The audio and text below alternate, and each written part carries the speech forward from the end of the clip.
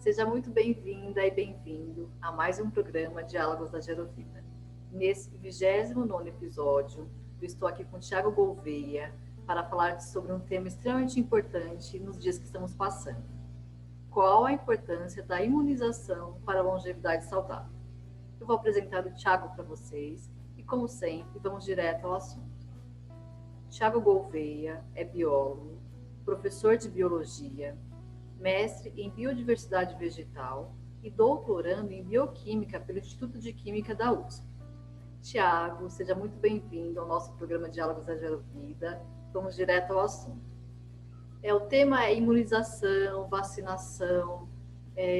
Nós percebemos aqui na Gerovida que, por mais que tenha várias informações na televisão, nas rádios, nas entrevistas, nas redes sociais, ainda nos tem chegado várias dúvidas.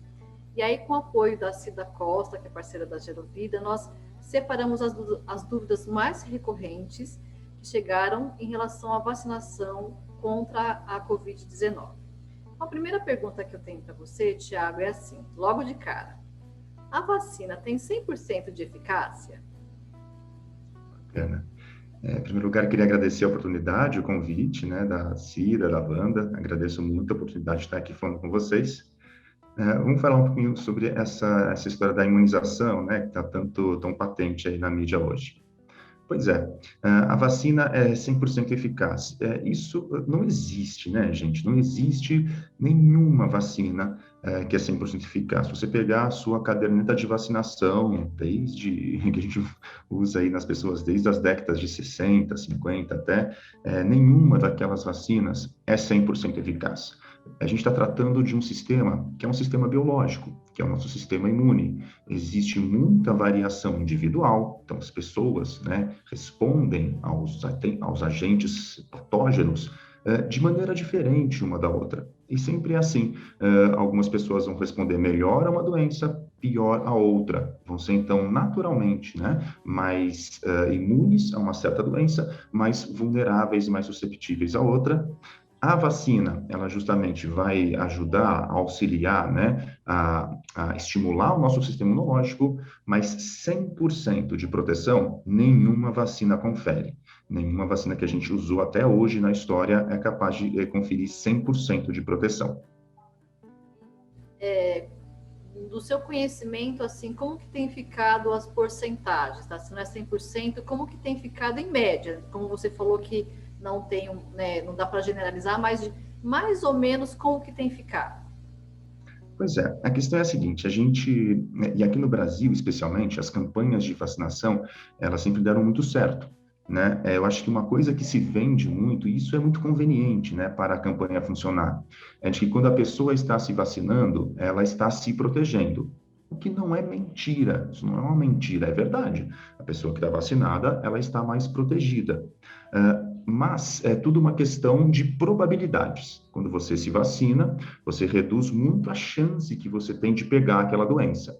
O que seria a gente estar 100% imunizado? Seria você ser impossível você pegar aquela doença.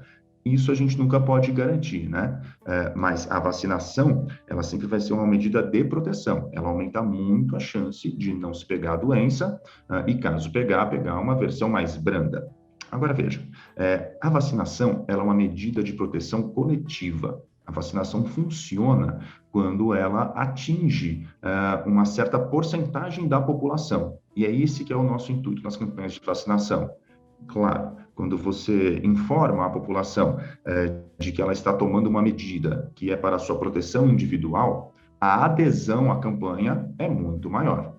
Então, acaba que a gente veicula essa história da proteção individual, mas o que se objetiva, o que se quer mesmo com a vacinação, é uma proteção coletiva, é que o vírus ou o patógeno, qualquer que seja, pare de se disseminar, pare de ser transmitido de pessoa a pessoa. E isso a vacina consegue.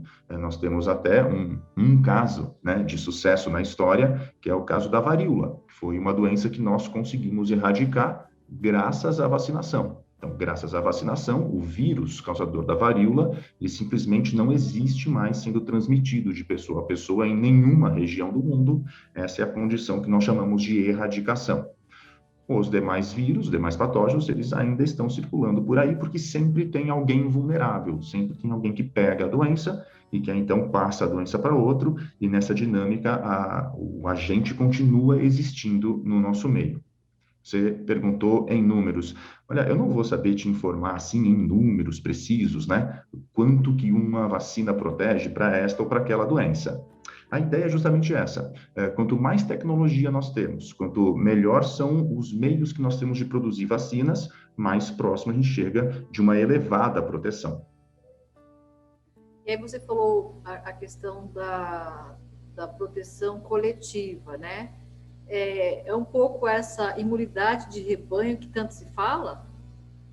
Precisamente, essa história da imunidade de rebanho, até um termo um pouco feio, né? Falar em imunidade de rebanho, né? Para as pessoas, como se a gente estivesse referindo às pessoas como gado, alguma coisa do tipo, e não é essa a ideia, claro que não. Contar um pouco desse histórico, né? Esse termo imunidade de rebanho, como é que ele surge? Nós fazemos no nosso rebanho bovino, principalmente, várias campanhas de vacinação, principalmente contra brucelose, febre aftosa, tuberculose. E o que é que se percebeu?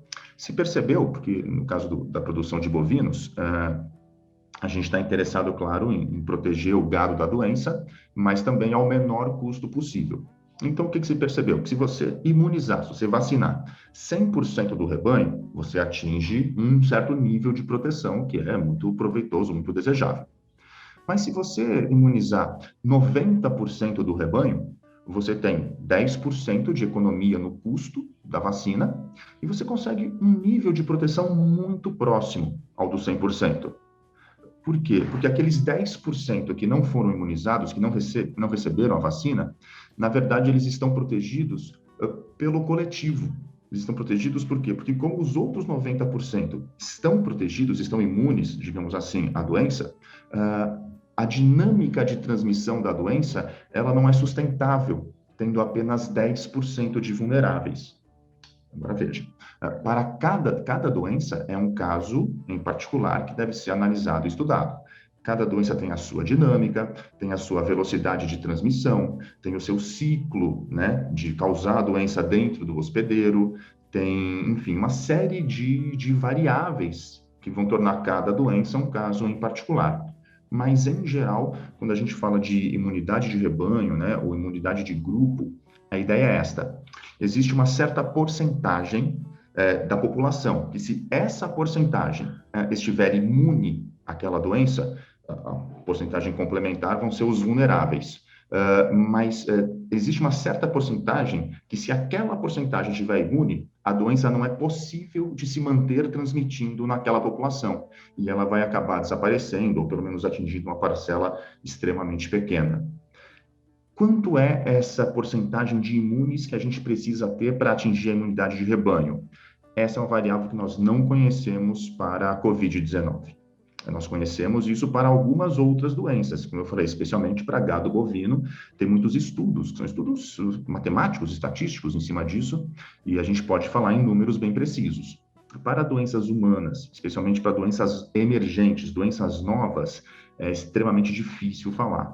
Eu tenho visto algumas estimativas, né, de órgãos de saúde internacionais falando em 70%, 75%. 70%, 75% de pessoas imunizadas, pessoas que não podem mais pegar o SARS-CoV, né, pegar a COVID, ou que pelo menos tem uma chance muito pequena, né, de pegar a COVID. Se a gente chegar a 75% de pessoas imunes, provavelmente a dinâmica de transmissão da doença não se sustenta mais na população. Se é realmente 75%, a gente só vai saber quando chegarmos lá. O que nós temos visto, né, em outros países que estão atingindo, parece que os Estados Unidos, agora a gente está aqui, comecinho de junho agora, né? Estados Unidos atingiu 50% de vacinação, Israel se aproximou já dos 70% de vacinação, e a gente vê que nessa condição começa, sim, a se flexibilizar algumas medidas, começa as pessoas a ter um pouco mais de liberdade, de interações e de movimentação, sem que haja novos surtos, sem que haja nova explosão de casos. Então, parece que aí, por volta dos 70%, parece que é um número interessante para a gente começar, né, a discutir, a falar de imunidade de rebanho. A questão é que aqui no Brasil, A gente está agora, né, comecinho de junho, nós estamos com 14% de vacinados, um número próximo a isso, de pessoas que já tiveram a doença e se recuperaram. Então, a gente não chegou nem ainda em 30% de pessoas a gente poderia dizer que talvez estejam imunes. Então, é muito cedo para a gente falar em proteção de rebanho, proteção coletiva com nossa população brasileira ainda. Eu já ia perguntar para você mesmo se você sabia dessa informação, quanto que estava de porcentagem aqui no Brasil, você já se adiantou na resposta. Aí falamos de várias, você falou de vacinação, e uma das perguntas que aparece para a gente é assim, qual a diferença entre as vacinas Coronavac, AstraZeneca, Moderna, Pfizer e a Sputnik V? Legal, bacana, ótima pergunta. Outra pergunta muito recorrente, né? Todo mundo tem dúvida. E a gente vê hoje até uma situação muito pouco desejável, né? Na vacinação aqui no Brasil, de algumas pessoas tendo certa preferência por tomar uma vacina e não a outra, pessoas que, quando chegam até no posto de vacinação, se não tem aquela vacina que ela quer, a pessoa dá as costas e vai embora, prefere voltar num outro dia. Esta é uma situação bastante delicada que a gente está enfrentando e bastante inadequada, né, na visão dos órgãos de saúde. O que a gente precisa agora, nesse momento, é aumentar o percentual de vacinados. Né? Quanto mais gente vacinada, mais próximo a gente chega, né, do retomar as nossas atividades, né, sair dessa situação angustiante que a gente se encontra hoje. A diferença entre as vacinas, ela é basicamente uma diferença tecnológica, né? Em que consiste uma vacina? Não quero aqui dar a aula completa de biologia para vocês, não temos tempo para isso, infelizmente. Mas qual que é a ideia da vacina, né? Em geral? Em geral, a vacina consiste em a gente colocar no corpo de uma pessoa uma partícula de um patógeno, né? Um pedaço de um vírus, um pedaço de uma bactéria. De tal forma que o sistema imunológico, ele não tem como saber se aquilo é de fato o vírus ou se é só um pedaço do vírus. O sistema imunológico, ele nunca reconhece a intenção da partícula. Ele apenas reconhece que ela é estranha ao organismo. E em reconhecendo que ela é estranha, ele vai então preparar uma resposta contra essa partícula. Eu estou chamando aqui de partícula, muitas vezes são moléculas, né? Carboidratos, ou proteínas, ou lipídios, ou uma mescla dos três, tá? Eu vou chamar de partícula para simplificar. Então, a gente coloca essa partícula, né, dentro do corpo da pessoa, o sistema imunológico detecta essa partícula e vai montar uma resposta contra essa partícula. Em que consiste essa resposta exatamente? Na produção de células que atacam esse patógeno e na produção de proteínas, chamadas anticorpos, né? As imunoglobulinas, quando você vê IG alguma coisa, é a imunoglobulina, né? É uma proteína que a gente produz para atacar aquele patógeno. Legal? Então, vacinação em geral é isso, né? É apresentar para o sistema imune que existe esta doença. Por que o nosso sistema imune funciona assim? Você poderia estar se perguntando, poxa, Thiago, mas o sistema imune ele já é capaz de responder contra o patógeno? Eu falo sim, o sistema imune é capaz. Por que então, de antemão, a gente não produz todos os anticorpos possíveis contra todos os patógenos possíveis? É porque aí não funcionaria. Se a gente fosse produzir todos os anticorpos possíveis contra todos os patógenos possíveis, não sobraria matéria-prima no seu corpo para fazer a sua pele, os seus ossos, os seus músculos, o seu sangue, o seu cabelo. Não sobraria. Você ia ser uma pilha de anticorpos ambulante, quer dizer, não teria corpo. Então, é muito inteligente isso, né? Como é que funciona o sistema imunológico? Você guarda em você o potencial para responder a várias doenças, mas você espera ter o contato com a doença para então fazer a resposta contra ela. Então, quer dizer, opa, esta doença existe, então esta eu vou atacar e vou combater. As outras todas, que se eu nunca tiver contato, eu nunca vou produzir o anticorpo, nunca vou produzir, nunca vou gastar recursos produzindo um anticorpo contra algo que eu nunca vou ter contato. Então, essa é a lógica do sistema imune. Por isso que o sistema imune funciona como resposta, como desafio, né? A gente precisa desafiar o sistema imune e ele responde, então, produzindo aquele anticorpo. Então, as vacinas todas, elas têm essa mesma intenção de expor o corpo ao patógeno, ou uma partícula dele. Como eu falei, a diferença entre elas é a tecnologia. Então, a vacina da Coronavac, por exemplo, ela usa o vírus inativado, que é o quê? É o próprio vírus, o SARS-CoV, né? Desmontado ali, destruído, inativado de alguma forma, e só as partículas dele, separadas umas das outras, entram no corpo. O corpo é capaz de reagir a essas partículas, mas essas partículas em separado, desmontado, não são capazes de causar a doença. Então, essa é a ideia da vacina. Essa é a mesma tecnologia de muitas vacinas que você tomou. Se você abrir a sua carteirinha de vacinação, a maioria das vacinas que você tomou ali segue esse mesmo princípio, essa mesma tecnologia. As vacinas, como por exemplo, da AstraZeneca e também a Sputnik V, essas vacinas usam o adenovírus recombinante, que é o quê? Essa é um pouco mais tecnológica. Eles pegam um vírus, que é um vírus que infecta o nosso corpo, causando uma doença muito branda naturalmente, tá? Um adenovírus, se chama adenovírus. Só que esse vírus também, a gente vai usar só a capinha dele, porque a capinha dele é como uma espécie de uma máquina de levar DNA para dentro das nossas células. A gente vai pegar essa capinha desse vírus e vai colocar dentro dele um DNA, esse sim, do SARS-CoV-2, que é o responsável pela produção da proteína spike, proteína espícula, proteína S. Então, esse DNA vai para dentro dessa partícula viral. E aí você infecta o corpo com essas partículas virais. Não se espante com a palavra infectar que eu usei aqui, tá? Você infecta com essa partícula viral. Esse vírus, ele não é capaz de replicar, ele não é capaz de se multiplicar no nosso corpo, porque ele é só uma capinha com um DNA que eu escolhi para colocar ali dentro. Mas ele vai invadir, sim, as nossas células, vai levar esse DNA para as células do nosso corpo. As células do nosso corpo, então, vão elas produzir a proteína S, a proteína spike, e vão expressar essa proteína na sua superfície. E aí o sistema imune vai passar por ali e falar, opa, o que é isso aqui? Isso aqui é um negócio estranho. Vai reconhecer a proteína S, que você mesmo produziu a partir dessa tecnologia.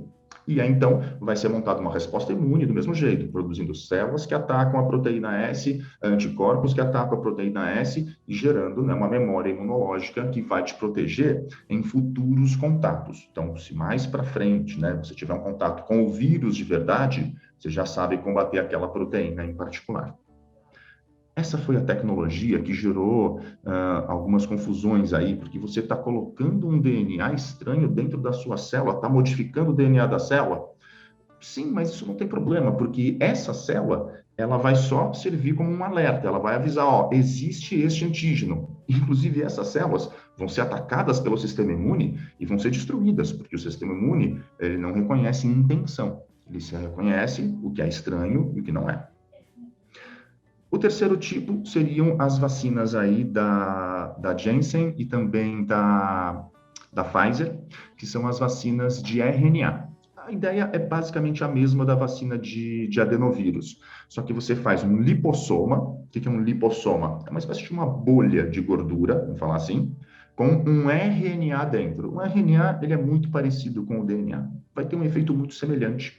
Ele vai também se fundir com as nossas células, vai levar esse RNA para dentro das nossas células, de tal forma que as nossas células produzam as proteínas também, a proteína spike, também coloque na membrana e também haja, então, a resposta imune contra essas células que foram, dessa forma, modificadas. Eu não sei se eu consegui ser claro aqui. Você imagina que eu tentei limpar, tentei resumir ao máximo, e ficou desse jeito ainda, não, quer dizer... Eu gostei da explicação. Eu acho que aquilo que você falou assim, não dá para dar uma aula de biologia dentro desse episódio, né? Mas dá para ter uma noção das diferenças, né? Então, acho que o importante, de fato, é o objetivo, o que cada uma delas deseja, né? Que, de certa forma, é o mesmo objetivo, só que feito de formas diferentes. E aí vem uma pergunta mais ou menos assim, olha, é verdade que existe um teste que pode ser realizado após ter tomado a vacina e ela detecta que a Coronavac promove apenas 6% de imunização e que depois disso é necessário tomar a terceira dose? Legal essa pergunta também, né? Essa pergunta mostra, sim, né, uma coisa interessante da nossa sociedade, o quanto as pessoas estão preocupadas, né, interessadas em entender um pouco mais disso, o que eu acho muito legal. Uma coisa que na década de 80, 90, a gente nem imaginaria as pessoas fazendo perguntas desse tipo, né? Então, eu acho que isso mostra, assim, uma evolução muito interessante, que a gente está num caminho muito legal. Infelizmente, mostra também que ainda se falta, a gente tem muita dificuldade ainda de triar informação, separar realmente ali, né, o joio do trigo, vamos dizer assim, né, aquilo que é informação genuína e o que a gente chama de fake news, né? Essa é fake news, infelizmente, tá? O que acontece? Existe sim um teste, esse teste se chama teste sorológico. Por que ele se chama teste sorológico? Porque ele vai ser feito a partir do soro do sangue de uma pessoa. Ele tem qual intuito? Detectar no soro dessa pessoa se há anticorpos, se há lá as imunoglobulinas, né? Para que serve esse teste? Esse teste ele serve para nos informar como é que a pandemia está na população. Como é que eu faço? Não, eu pego uma porcentagem aleatória da população ali, né, um certo número, aleatorizar a população, faço esse teste sorológico e eu vejo quantas pessoas têm imunoglobulinas contra coronavírus. E daí, então, eu tenho uma ideia de qual parcela, qual porcentagem da população já teve contato com o coronavírus. Basicamente, é para isso que serve esse teste. Qual é o problema? Esses testes, eles são muito difíceis de ser padronizados. Existe uma possibilidade, sim, de padronização. Tanto que esses testes que existem hoje, né, sorologia para detectar a imunoglobulina, eles são padronizados para pessoas que tiveram a doença. Então, o que acontece? Se você pega uma pessoa que foi vacinada, talvez a taxa de anticorpos que o vacinado está atingindo ela não chega no limiar que esse teste é capaz de detectar. Então, esse teste ele vai dar o quê? O famoso falso negativo. O que é o falso negativo? Quando, na verdade, a pessoa tem sim no seu soro os anticorpos, porque foi vacinada, mas o teste ele não tem sensibilidade para detectar este nível de anticorpos. Ele detectaria se tivesse mais. Ele detectaria se tivesse a quantidade de anticorpos que um doente teria. Eu não sei se está fazendo sentido isso, mas a ideia é a seguinte, precisaria haver uma calibragem para esses testes para eles servirem para este propósito. Qual o propósito? Avaliar a qualidade imunológica da vacina. Esses testes eles não são feitos para esse propósito, eles não têm essa capacidade, né, de avaliar o que se está colocando aí na pergunta. Então, fazer esses testes com este propósito hoje é totalmente contraindicado, porque só vai levar a pessoa a entrar, né, em certas preocupações que simplesmente não procedem. O teste não foi feito para isso, o teste não está dando um dado que é confiável para a gente afirmar nada. Esse teste ele só serve para dizer se a pessoa teve a doença ou não. Ele é muito útil para campanhas epidemiológicas, para monitoramento epidemiológico da população. É para isso que ele serve, é para isso que ele foi desenvolvido. Fazer esse teste com qualquer outro propósito é totalmente contraindicado. Aí você falou de anticorpos. Qual vacina promove maior produção de anticorpos? Bom, aí a gente tem dados, né? Esses dados, veja, aí que tá. A produção de anticorpos, de novo, ela é super difícil, né? E é individual também, né? Exato, é individual, varia de vacina para vacina, e uma produzir mais do que a outra não quer dizer que a que produziu menos está protegendo menos, isso é super complicado. Quais são os dados que a gente deveria olhar? Os dados de desempenho clínico. Até existe uma frase na medicina, essa frase ela é muito célebre, não sei se tiver algum médico entre nós assistindo a entrevista, que fala que a clínica é soberana. O que essa frase quer dizer? Que se uma pessoa tem os exames clínicos indicando um problema, mas os exames laboratoriais indicando que ela tem um certo problema, mas na clínica, né, no exame clínico, no seu dia a dia, no seu funcionar, ela não tem, a clínica é soberana. Essa pessoa não está doente, apesar do exame estar indicando que ela está. Então, a clínica é soberana. Os testes que a gente deve confiar para a eficácia de vacinas são os testes clínicos. Só esclarecendo um pouquinho, né, para a gente ter clareza nisso. Como é que são realizados os testes clínicos? A gente pega voluntários, né? E a gente pegou para fazer de fase 2, fase 2 principalmente, que é com pouca gente, né? São coisa de dezenas de pessoas. A gente pega voluntários, pessoas que se dispõem, né, a participar. E a gente fez isso com médicos e enfermeiros, principalmente. Separa, eu falo agora especificamente de vacinas, tá? Para remédios é um pouquinho diferente, para vacina é assim. Separa-se esses voluntários em dois grupos aleatórios. Não pode ter nenhum critério assim, tem que ter a mesma média de idade, tem que ter a mesma distribuição de sexos, tem que ter a mesma distribuição de etnias, a mesma distribuição de, enfim, tem que ser dois grupos absolutamente homogêneos em todas as suas características que a gente possa mensurar. O que acontece? Um desses grupos vai receber o remédio que eu estou testando, neste caso a vacina. Sim. O outro grupo vai receber o famoso placebo. O que é o placebo? É água com sal. É uma coisa que você vai injetar ali. Por quê? Porque isso é o chamado teste cego. A pessoa que está participando, ela não sabe o que ela tomou. Ela não faz ideia se ela tomou placebo ou se ela tomou vacina. É completamente cego. E ela vai agora registrar, né? Se ela teve desconforto, se ela teve, né, algum tipo de problema com essa aplicação, ela vai registrar tudo isso num diário. E a gente vai monitorar esses dois grupos agora pelos próximos 4 semanas, 5 semanas, 6 semanas, aí depende do protocolo que foi estabelecido no início do experimento. Ao final desse tempo, a gente vai verificar, vai comparar agora estatisticamente esses dois grupos, quantos por cento das pessoas tiveram a doença no grupo experimental e no grupo controle. Quantas pessoas tiveram que se internar? Quantas pessoas que tiveram caso grave? Quantos óbitos houveram nos dois grupos? E é daí que a gente tira aqueles números que a gente tanto ouve falar, que no grupo dos vacinados a taxa de proteção foi de 80%. 80% o quê? 80% menos casos da doença no grupo vacinado no que no grupo placebo. Isso é um teste clínico. Isso é o que deve ser mais soberano para a gente. É isso que importa no final. Os caras tomaram a doença. Eu não vou olhar quanto de anticorpo que tem no sangue dele, porque não é isso que interessa. O que interessa é que 80% nesse grupo, teve 80% menos doentes nesse grupo do que teve no outro. Sim. Isso nos interessa.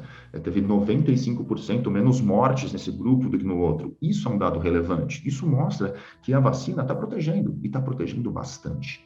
Legal, muito bom, muito esclarecedor. E aí, mais uma pergunta. Quem já tomou a segunda dose da vacina, está imune de pegar o coronavírus? Legal, voltamos um pouquinho na primeira pergunta, né? Mas eu acho que é sempre bom reforçar, né? Imune nós não estamos, né? Pensa no seu calendário de vacinação que você toma desde pequeno. Quantas doses de vacina contra o sarampo tem ali?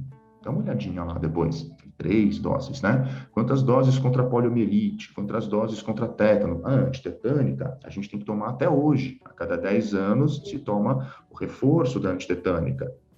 Por quê? Porque o sistema imune, ele responde a um desafio, responde a um estímulo. Quanto mais estimulado ele for, mais ele vai responder fortemente contra aquele agente.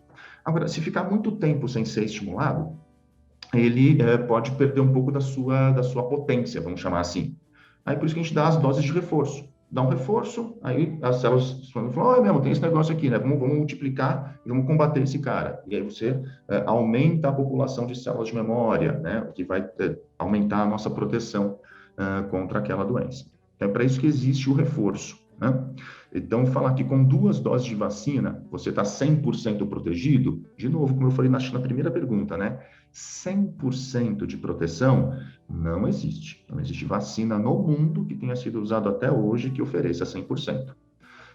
Mas sim, com 2 doses, o que a gente percebe para todas essas que a gente está falando, Coronavac, Pfizer, Janssen, a Moderna não tem aqui no Brasil ainda, mas parece que vai ter.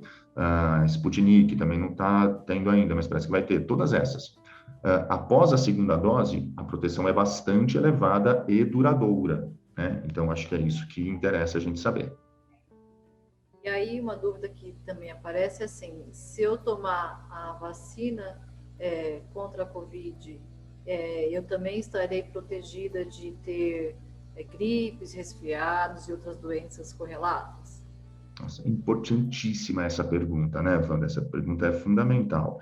temos que esclarecer que não, né? As vacinas, elas são altamente específicas. A vacina contra a Covid, ela protege contra a Covid. A vacina contra a influenza, a gripe, ela protege contra a influenza. A vacina, sei lá, antitetânica, protege contra o tétano. É muito específico. É claro que a gente tem todo um calendário de vacinação para se proteger. A gente, depois de adulto, né, a gente toma basicamente a influenza. Eu me lembro de ter tomado recentemente, eu tomei alguma que era meio inusitada. O que eu tomei? Rubéola. Eu acho que eles fizeram uma campanha de vacinação contra a rubéola aí, alguns anos atrás eu tomei, mas é sempre muito específico. A vacina protege daquela doença e só daquela doença. Você já falou um pouquinho, né, na anterior, mas a pergunta, vamos ver se você quer complementar alguma coisa. A pergunta é assim, por que precisa tomar 2 doses para ficar imunizado? Você A ideia, já contemplou, né? a ideia do desafio, né? Quanto mais desafiado o sistema imune for, mais potente é a resposta, maior é a proteção. É verdade, bom, próxima pergunta, é verdade que pessoas que já pegaram vírus não precisam tomar a vacina? Poxa, essa pergunta é difícil de responder. Por quê? A gente percebe o coronavírus, né? A Covid, na verdade, ela é uma doença nova.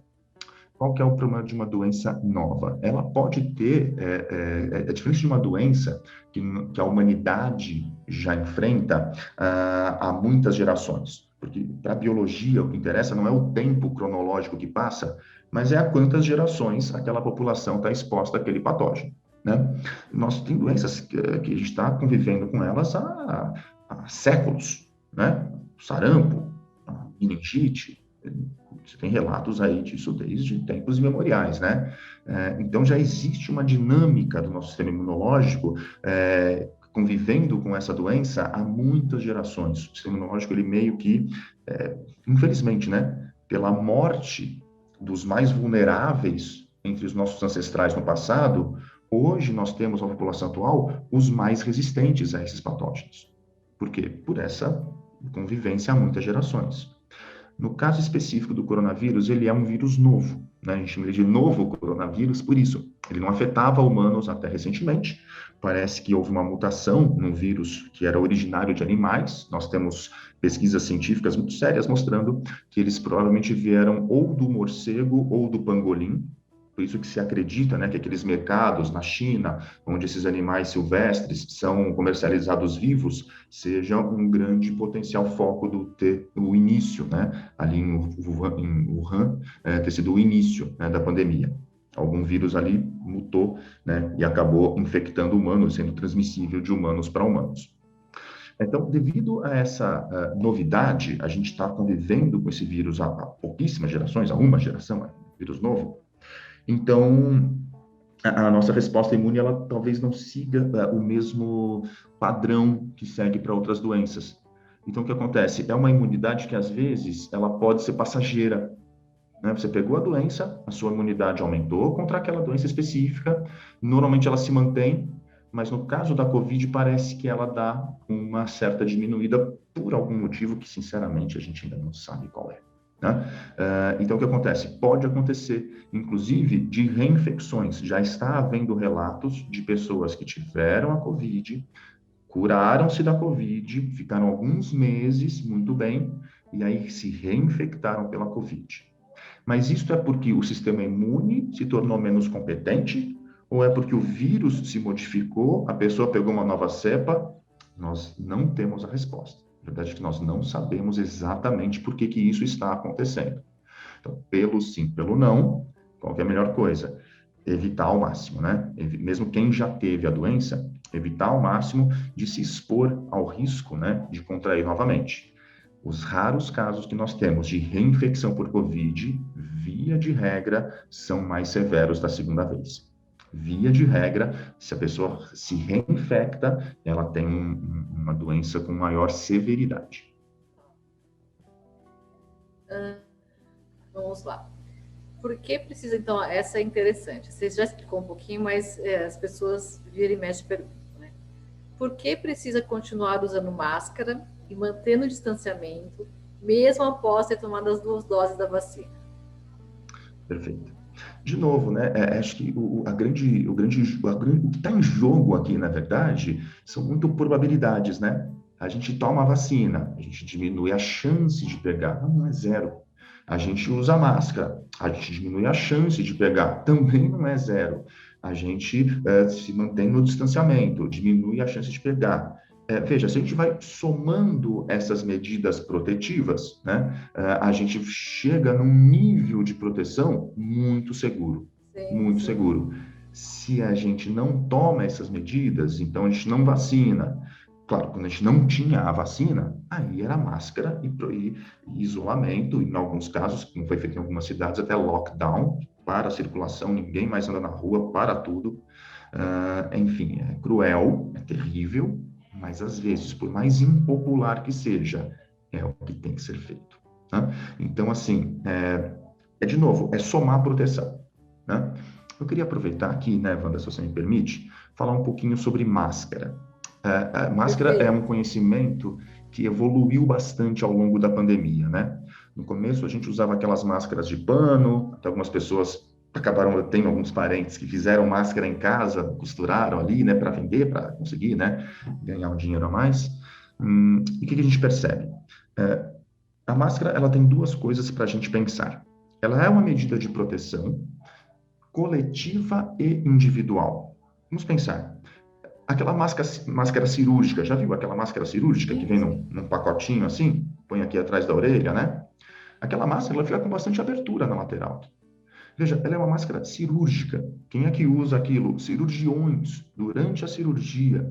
Para que ela serve? Ela protege o paciente que está sendo operado, que está ali com uma cavidade aberta, de bactérias, né, presentes nas secreções oronasais, né, da boca e do nariz do cirurgião, de contaminar o campo cirúrgico.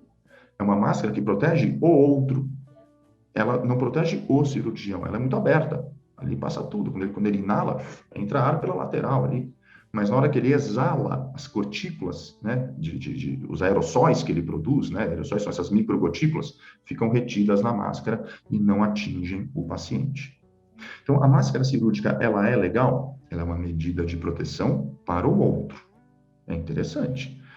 Sozinha, ela te protege muito pouco, tá? Então, a máscara cirúrgica, essa máscara cirúrgica, inclusive, em certos países, como no Japão, se você vai ao médico e ele constata que você está gripado ou resfriado, ele te dá uma máscara dessa para você já sair mascarado. De novo, né? Reforçando a ideia de que ela protege o quê? Os outros, né? Essa máscara, hoje em dia, ela não tem sido indicada para a sua proteção. Para a sua proteção, você precisa de uma máscara que ela filtre o ar que entra, o ar que você inala. Tem que ser aquelas máscaras PFF2. É uma sigla para peça de proteção facial, eu não me recordo agora exatamente o que é a sigla, mas a máscara mais indicada hoje é a PFF2. A gente encontra no mercado para vender, tem até delivery, hoje em dia estão entregando até em casa isso. Tem algumas que você pesquisar um pouquinho, você vai achar por um preço mais em conta. Não estou dizendo que é barato, eu ainda acho caro, R$ 5 a unidade, mas é um preço que já dá para encarar. Essa PFF2, ela é muito interessante, porque ela tem que ser bem colocada sobre o rosto, né, de maneira a colar aqui em toda esta região. Tem que fazer a barba. Eu fiz a barba, que eu usava a barba, né? Eu tô só com bigode. Porque tem que manter a barba rente, tá? Porque a máscara tem que colar em tudo aqui. Uma dica, quando você respirar, a máscara ela tem que, né, inflar na exalação e colabar um pouquinho quando você inala. Isso é sinal de que ela está filtrando o ar. Tem gente que acha isso desconfortável. Eu vou te falar, eu achava muito no começo, é hábito. É insistir, é perseverar, é manter usando, a gente se acostuma. Tá? Algumas machucam mais o nariz, procurar também aquele modelo, tem vários modelos. Testar um, testar outro, achar aquele que serve melhor para você. Mas ela tem que fechar bem aqui, né? Para te proteger, porque aí o ar que você inala está sendo filtrado, passando pelos poros dela, está sendo filtrado. Tá. Essa máscara PFF2, ela tem um detalhe que é o quê? O material de que ela é feito, ele tem propriedades eletrostáticas. Isso faz com que retenha a partícula do vírus na máscara. ela fica retida mesmo, tanto que você não pode molhar e não pode expor ela a algum tipo de intemperismo, né? Não pode, né, passar um secador de cabelo com ela no rosto, não é legal, né? Não pode alterar ela dessas maneiras. Ela é muito duradoura. Essas máscaras você pode usar ela por 8 horas seguidas, e aí se você deixar ela descansando, pendurada, né, num batente de porta de casa, assim, em algum lugar, no dia seguinte, depois de 24 horas, você pode usar de novo a mesma máscara. Ela não é lavável, ela não pode nunca ser lavada ou molhada, mas ela pode ser usada seguidamente. Então, o que se recomenda hoje é você ter duas, para usar em dias alternados. Legal. Em dias alternados. Então, cada uma delas dura cerca de 15 dias, se você conseguir conservar bem. Então, você vai precisar de umas 4 máscaras em um mês, né? A R$ 5 a peça, eu acho que a gente chega num custo que dá para encarar, né? Eu acho que dá para a gente encarar. Se você não conseguir, não puder comprar uma PFF2, usar sim a máscara cirúrgica e aí com a máscara de pano por cima. Confere uma proteção um pouco pior que a PFF2, mas um pouco mais interessante. Eu já Só vi para algumas concluir, pessoas eu não realmente quero. com essas duas máscaras, né? Isso tem se usado bastante. Eu não queria me estender muito mais, só para encerrar o assunto. Tá. A PFF2, ela tem que ser usada sozinha. Tem gente que às vezes quer fazer, né? Então vou colocar a máscara cirúrgica por baixo e a PFF2 por cima. Não funciona. Se você tem uma PFF2, ela é a melhor máscara e ela tem que ser usada sozinha para ter aquele efeito, né, de vedação. Tiago, a próxima pergunta para você. Essa é muito interessante, eu estou bem curiosa em saber. Houve diminuição do número de mortalidade em idosos após o início da vacinação para esse grupo? Legal, excelente pergunta. Houve, a gente pode falar hoje com absoluta segurança, né? Nós temos os dados, inclusive, esses dados podem ser compartilhados, de que houve sim, tá? A partir da vacinação do grupo prioritário, né? O grupo aí acima de 70 anos, né? Acima de 80 anos. Antes da vacinação, esse grupo correspondia às mortes totais de Covid. Desse grupo correspondiam a quase 30%, não chegava a 30%, eram 28%, 29% das mortes totais eram nesse grupo acima de 80 anos. E foi uma coisa assim no calendário. Iniciada a vacinação em janeiro, só para esse grupo prioritário, em coisa de 2 meses, as mortes desse grupo passaram a ser 12% do total. Então, você percebe, né? Era quase 30%. Após a vacinação desse grupo, elas passam a ser 12, alguma coisa por cento do total. Legal? Acho que esse dado ele é bem convincente, né? Ele é um dado que mostra para a gente que sim, que a vacinação está funcionando. Lembre-se que essa vacinação ela começou quase 100% feita pela Coronavac, né? Então, a gente mostra que a eficácia aí, ela existe. Um outro dado que talvez reforce também isso é o experimento de Serrana. Eu não vou entrar em detalhes muito aqui. Serrana é uma cidade da região de Ribeirão Preto que foi usada como um projeto piloto.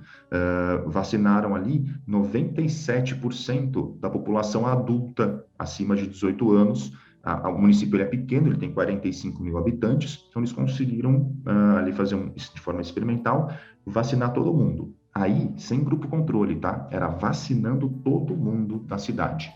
E conseguiram, em um mês, vacinar a cidade inteira, né? Esses números que eu falei, 97% dos habitantes, e viram que os números de casos por Covid ali despencaram quase a zero. Hoje, Serrana leva uma vida quase normal. Serrana é o que a gente gostaria que acontecesse com o Brasil inteiro. O pessoal anda pelas ruas, sem máscara, frequenta bar, frequenta um a casa do outro, se beijam, se abraçam.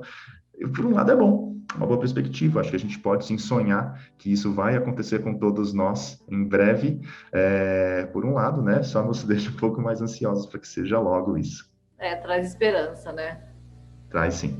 Vamos se informar. Eu recomendo para vocês procurar pelos dados aí. Foi um experimento conduzido pela Secretaria de Saúde de São Paulo, junto com o Instituto Butantan, usaram a Coronavac ali, em um experimento extremamente interessante. Muito legal. Vamos procurar, sim, com certeza.